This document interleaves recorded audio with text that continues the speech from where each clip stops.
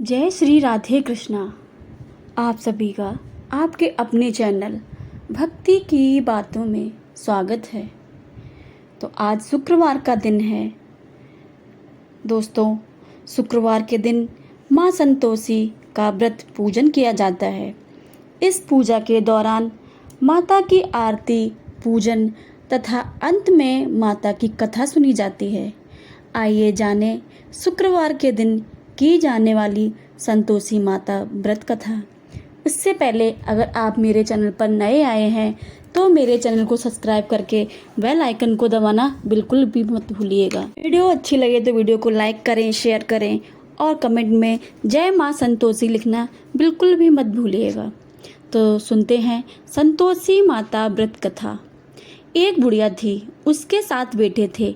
6 कमाने वाले थे जबकि एक निकम्मा था।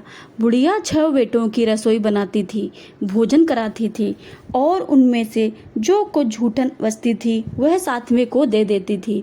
एक दिन वह पत्नी से बोला, देखो मेरी माँ मुझे कितना प्रेम करती हैं। वह बोली, क्यों नहीं, सबका झूठा जो तुमको खिलाती हैं। वह बोला, ऐसा नहीं हो सकता, मैं जब तक अपनी आंखों से ना देख लूं मैं मान नहीं सकता। बहू हंसकर बोली, देख लोगे तब तो मानोगे। कुछ दिन बाद त्योहार आया। घर में 7 प्रकार के भोजन और चूरमे के लड्डू बने। वह जांचने को सिर दुखने का बहाना कर पतला वस्त्र सिर पर ओढ़े रसोई घर में ही सो गया। वह कपड़े में से सब देख रहा था। 6 भाई भोजन करने आए। उसने देखा माँ ने उनके लिए सुंदर आसन बिछा नाना प्रकार की रसोई परोसी और आग्रह करके उन्हें जमाया। वह देखता रहा। 6 भोजन करके उठे तब माँ ने उनकी झूठन थालियों में से लड्डुओं को एक टुकड़े उठाकर एक लड्डू बनाया। झूठन साफ कर कर बुढ़िया माँ ने उसे पुकारा, बेटा 6 भाई भोजन कर गए हैं, अब तू ही बाकी है, उठ, तू कब खाएगा। वह कहने लगा, माँ मुझे भोजन नहीं करना, मैं अब परदेश जा रहा हूँ। माँ ने कहा, कल जाता है तो आज चला जा। वह बोला, हाँ आज ही जा रहा हूँ। यह कहकर वह घर से निकल गया। 7वें बेटे का परदेश जाना। चलते चलते समय पत्नी की याद आ गई। वह गौशाला में कंडे थाप रही थी। वह जाकर बोला, हम जावे परदेश, आवेंगे कुछ काल, तुम रहियो संतोष से, धर्म अपनो पाल। वह बोली, आओ पिया आनंद से, हमारो सोच हटाए, राम भरोसे हम रहें, ईश्वर तुम्हें सहाय। 2 निशानी आपन देख धरू में धीर, सुध मति हमारी विसरायो, रखियो मन गंभीर। वह बोला, मेरे पास तो कुछ नहीं है, यह अंगूठी है, सो ले और अपनी कुछ निशानी मुझे दे। वह बोली, मेरे पास क्या है, यह गोबर भरा हाथ है। यह कहकर उसकी पीठ पर गोबर के हाथ की थाप दी। वह चल दिया।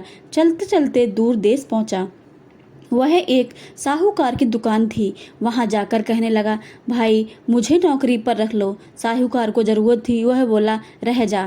लड़के ने तनख्वाह पूछी कि क्या दोगे। साहूकार ने कहा, काम देखकर दाम मिलेंगे। साहूकार की नौकरी मिली। वह सुबह 7 बजे से 10 बजे तक नौकरी बताने लगा। कुछ दिनों में दुकान का सारा लेन देन, हिसाब किताब, ग्राहकों को माल बेचना, सारा काम करने लगा। साहूकार के 7-8 नौकर थे।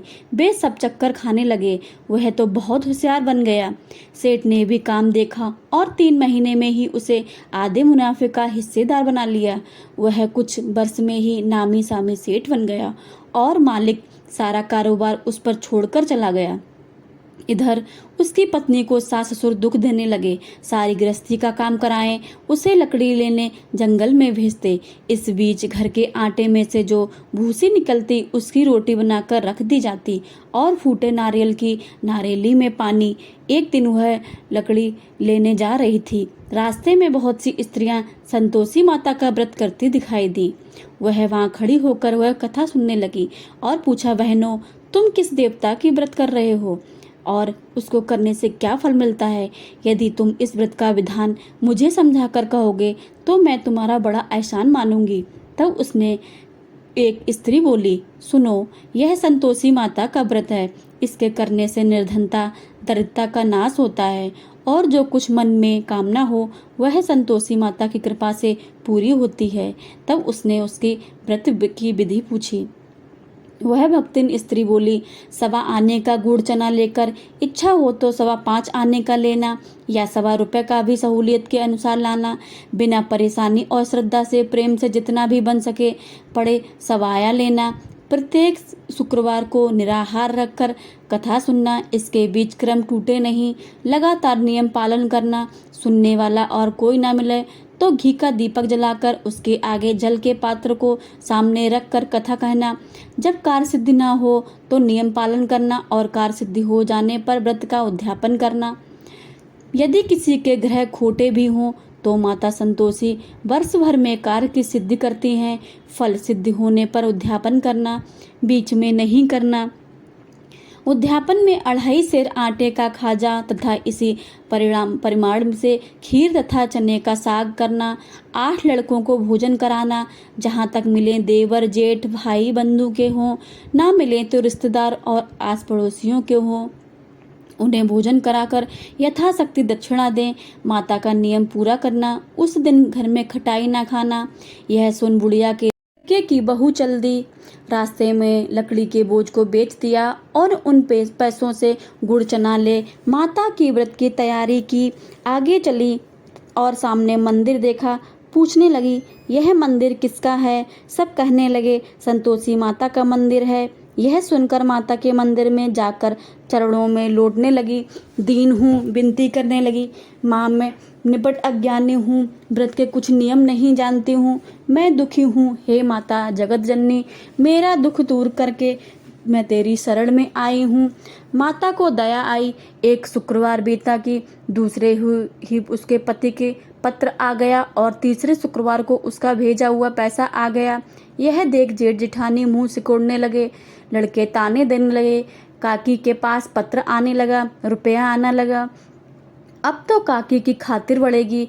बेचारी सरलता से कहती, भैया कागज आवे रुपया आवे, हम सब के लिए अच्छा है। ऐसा कह देकर आंखों में आंसू भरकर संतोषी माता के मंदिर में मातेश्वरी के चरणों में गिरकर रोने लगी। माँ, मुझे पैसे से क्या काम है? मुझे तो अपने सुहाग से काम है। मैं तो अपने स्वामी के दर्शन मांगती हूँ। तब माता ने प्रसन्न होकर कहा, जा बेटी, तेरा स्वामी आएगा। यह सुनकर खुशी से बावली होकर घर में जाकर काम करने लगी। अब संतोषी माँ विचार करने लगी, इस भोली पुत्री को मैंने कह तो दिया कि तेरा पति आएगा, लेकिन कैसे? वह तो सपने में भी इसे याद नहीं करता। उसे याद दिलाने को मुझे ही जाना पड़ेगा। इस तरह माता जी उस बुढ़िया के बेटे के पास जा पहुंची। स्वप्न में प्रकट होकर कहने लगी, साहूकार के बेटे, सो रहा या जगता है? वह कहने लगा, माता सोता भी नहीं हूँ और जगता भी नहीं हूँ, कहो क्या आज्ञा है? माँ कहने लगी, तेरे घर बराबर कुछ नहीं है क्या?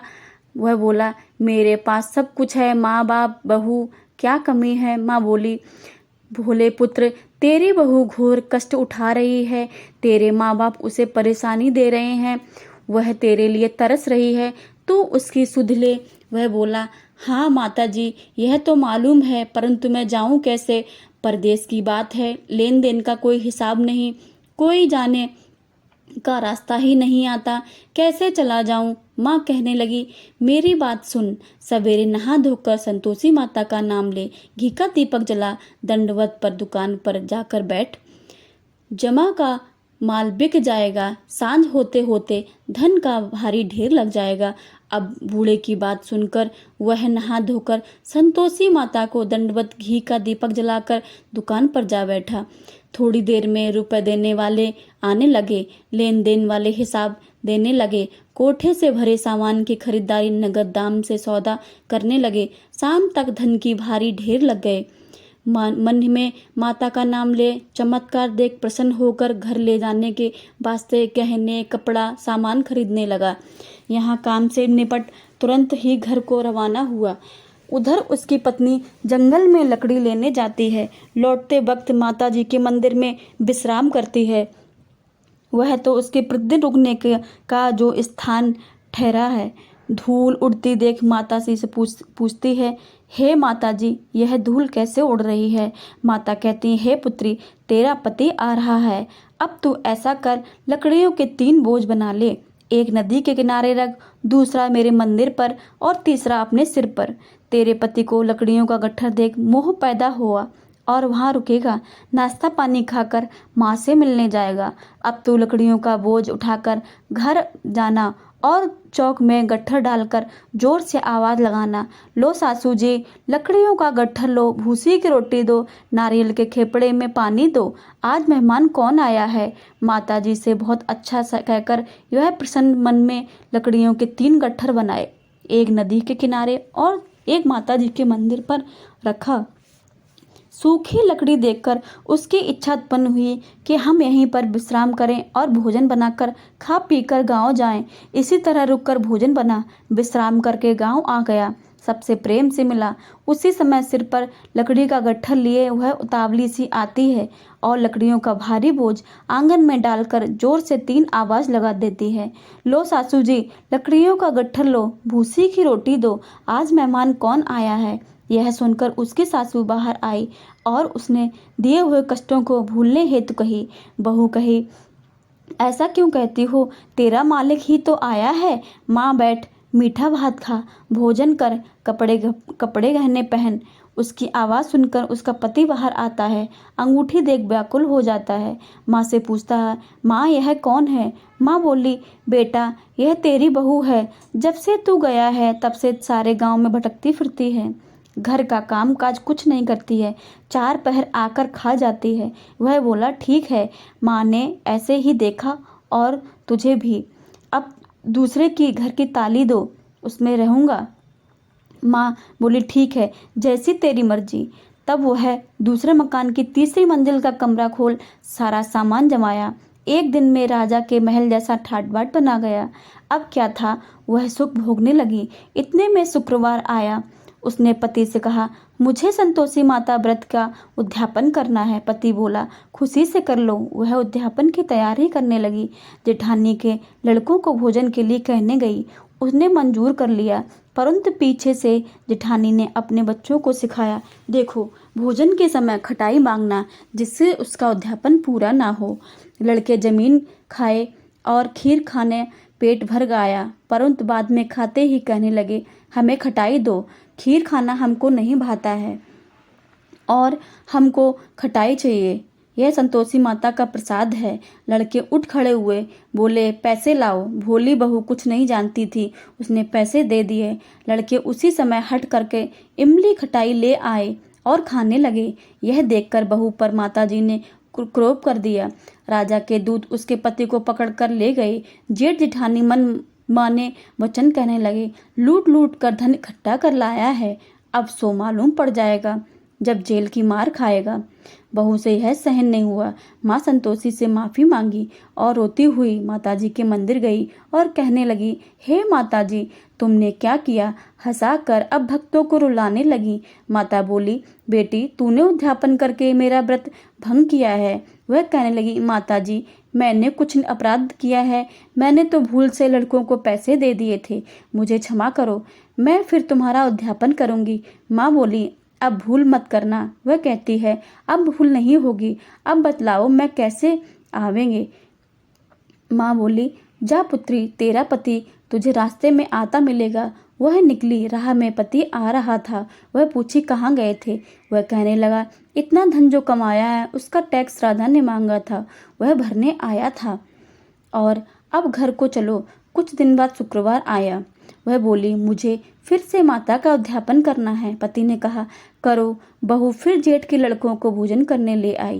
जेठानी ने 2 बातें सुनाई और जब सब लड़कों को सिखाने लगी, सब लोग पहले की तरह खटाई मांगना। लड़के भोजन से पहले कहने लगे, हमें खीर नहीं खानी, हमारा जीभ गड़ता है, कुछ खटाई खाने को दो। वह बोली, खटाई किसी को नहीं मिलेगी, आना है तो आओ। वह ब्राह्मण के लड़के लाकर भोजन कराने लगी। यथाशक्ति दक्षिणा की जगह एक एक फल दिया। संतोषी माता प्रसन्न हुई। माता की कृपा होते ही 90वें मास में उसके चंद्रमा के समान पुत्र पैदा हुआ। पुत्र को पाकर प्रतिदिन माता जी के मंदिर को जाने लगी। माँ ने सोचा, यह रोज आती है, क्यों ना आज मैं इसके घर चलूं। यह विचार करके माता ने भयानक रूप बनाया। गुड़ चने से सना मुख, ऊपर सूंड के समान होंठ, उस पर मक्खियां भिन भिना कर रही थी। दहली पर पैर रखते ही उसकी सास चिल्लाई, देखो रे, कौन सी चुड़ैल डाकिन आ रही है। लड़के, इसे भगाओ, नहीं तो इसे किसी को खा जाएगी। लड़के भगाने लगे, चिल्लाकर खिड़की बंद करने लगे। वह रोशनदान से बहू देख रही थी। प्रसन्नता से पगली बन चिल्लाने लगी, आज मेरी माता मेरे घर आई है। वह बच्चे को दूध पीने से हटाती है। इतने में सास को क्रोध फट पड़ा। वह बोली, क्या उतावली हुई है, बच्चे को पटक कर दिया। इतने में माँ के प्रताप से लड़के ही लड़के नजर आने लगे। सबने माता जी के चरण पकड़ लिए और विनती करके कहने लगे, हे माता जी, हम मूर्ख हैं, अज्ञानी हैं, तुम्हारे व्रत की विधि हम नहीं जानते हैं। व्रत भंग करना हमारा बड़ा अपराध किया है। जग माता, आप हमारा अपराध क्षमा करो। इस प्रकार माता प्रसन्न हुई। बहू को प्रसन्न हो जैसा फल दिया वैसा सबको देना। जो पढ़े उसकी सभी मनोरथ पूर्ण करना। जय संतोषी माता की। प्रेम से बोलो, जय संतोषी माता। जय श्री राधे कृष्णा। धन्यवाद।